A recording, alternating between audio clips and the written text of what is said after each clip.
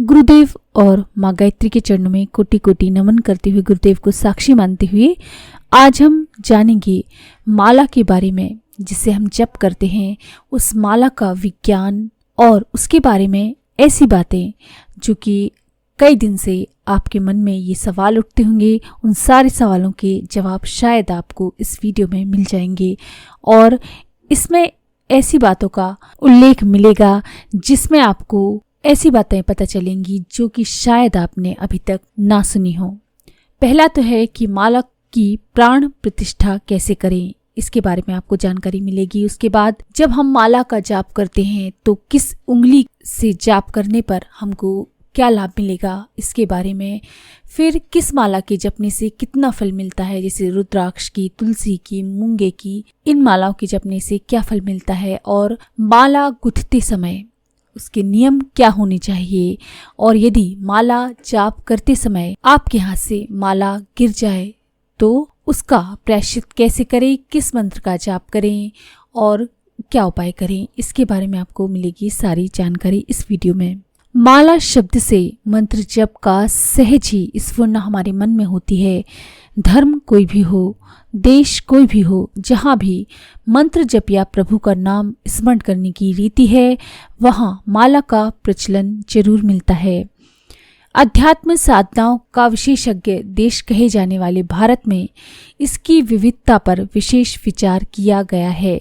लिंग पुराण में हमको विवरण मिलता है कि उंगलियों पर मंत्र जप से 1 गुना, पर्व पर जपने से 8 गुना, पुत्र जीव इंगुदी वृक्ष की तरह होता है ये, इसकी माला से जपने पर 10 गुना फल, शंख की माला से जपने पर 100 गुना फल मिलता है। इसी तरह मूंगे की माला से जप करने पर 1000 गुना, मणियों की माला तथा रत्नों की माला से जप करने पर 10,000 गुना, मोती की माला से जप करने पर 1,00,000 गुना जप का फल प्राप्त होता है। पद्माक्ष की माला से किया गया जप 10 लाख गुना, स्वर्ण की माला से यानी सोने की माला से किया गया जप करोड़ गुना, कुश की ग्रंथि, कुश एक तरह की घास होती है, उसकी जो बीच की ग्रंथि होती है उसके मोती बनाकर उससे यदि जप किया जाए तो अरब गुना, तथा रुद्राक्ष की माला से किया गया जप अनंत गुना फल देता है।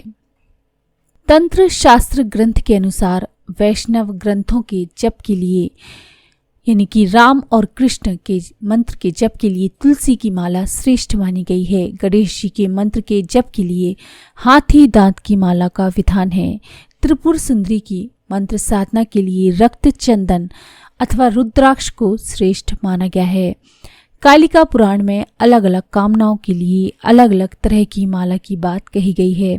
इसके अनुसार कुश ग्रंथि की माला सर्व पाप नाशक यानी सारे पापों को दूर कर देती है। पुत्र जीव की माला से यदि जप करें तो वो पुत्रदायक होता है। जिसको पुत्र की कामना हो वो पुत्र जीव की माला से जाप करे।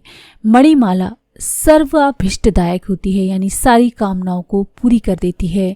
मूंगे की माला विपुल धनदायक होती है, धन की कमी दूर हो जाती है। सनत कुमार संहिता में माला के सूत्रों से भी यानी कि जो धागा गुथा हुआ रहता है उससे भी फल की विशेषता बताई गई है।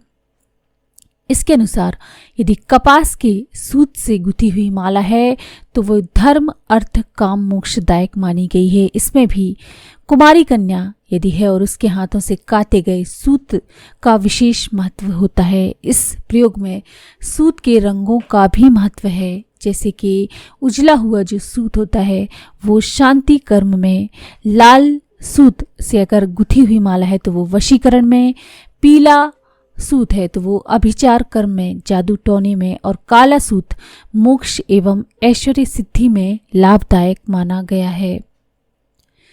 शास्त्राकारों के अनुसार माला को गुथते समय निरंतर ओमकार का जप करना आवश्यक है। माला गूंथने के बाद स्वच्छंद माहेश्वर तंत्र में बताए गए सधोजात मंत्र यानी कि ओम सधोजातम प्रपघामी सधोजाताय वे नमः, भवे भवे नाति भवे, भजस्व माँ भवोद्भवाय नमः, इस मंत्र के द्वारा पंचगव्य से यानी कि दूध, दही, शक्कर, घी और शहद गंगा जल से उस माला का संस्कार करें, उसका स्नान कराएं और फिर उसके बाद उसकी चंदन, अगर एवं पुष्प से उसकी पूजा करके गायत्री मंत्र से उसे धूपित करें, यानी कि गायत्री मंत्र से हवन करें और उसके बाद जो धुआं निकले उस धुएं में उस माला को फिराएं।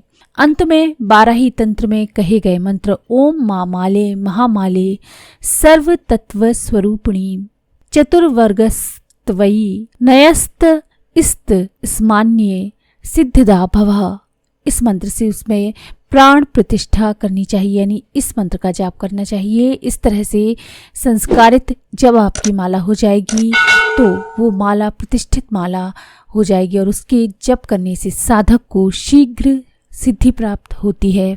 मंत्र शास्त्र के विशेषज्ञों के अनुसार मंत्र जप करते हुए माला का गिर पड़ना या टूट पड़ना अशुभ माना गया है। ऐसी स्थिति में ह्रीम माया बीज से उसकी पूजा करनी चाहिए। जब समाप्ति के बाद भी उपयुक्त मंत्र से तथा लाल फूल से पूजा करके और उसे गौमुखी में रख देना चाहिए। लिंग पुराण, गौतमी तंत्र एवं तंत्र सार आदि ग्रंथों में अगर आपकी कामना का भेद है तो उसके लिए अलग अलग उंगलियों का प्रयोग का विधान बताया गया है।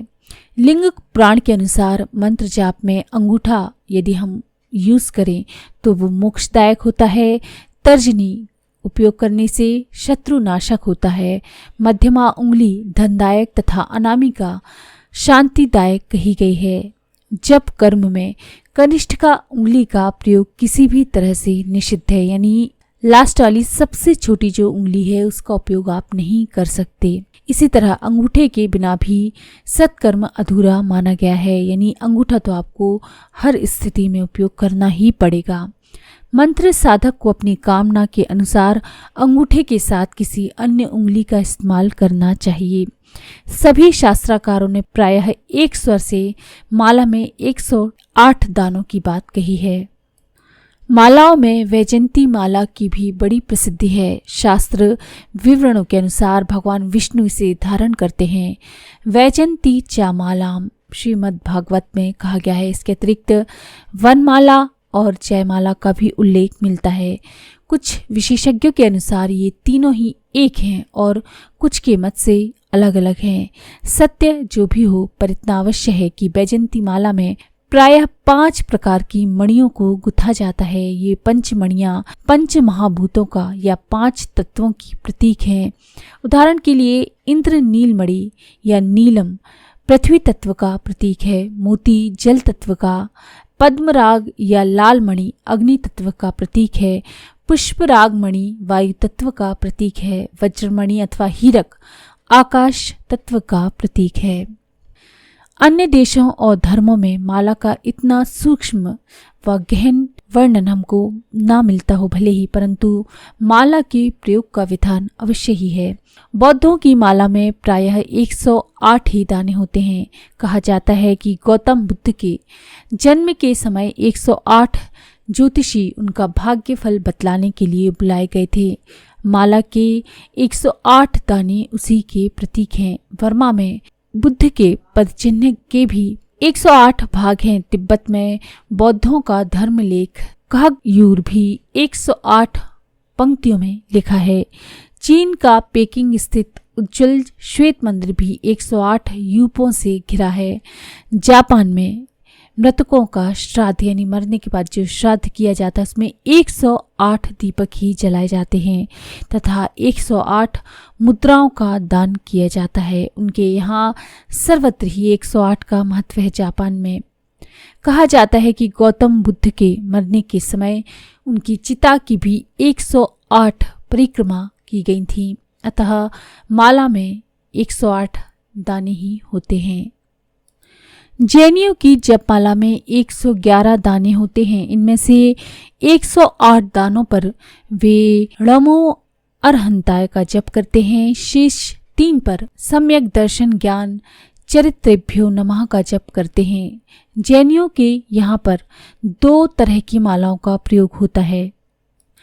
एक को ये लोग गणितियाँ और दूसरे को कांचनिया माला कहते हैं। सिख पंथ के लोग अपनी माला में दानों के स्थान पर मुलायम रुई का इस्तेमाल करते हैं, परंतु ये रुई टिकाऊ नहीं होती, इसलिए ये लोग विशेष उत्सवों पर लोहे की माला का व्यवहार करते भी देखे जाते हैं।